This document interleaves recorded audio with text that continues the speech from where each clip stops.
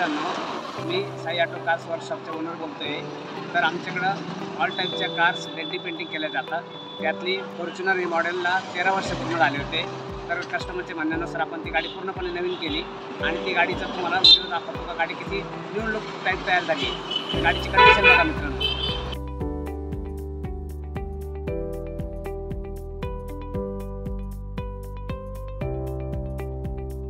मित्रांनो, ही गाडी Fortuner model आहे 2013चं। पण गाडी एकदम न्यू लुक तयार केली आपण। ही गाडी एकदम नवीन प्राईस गाडी केली।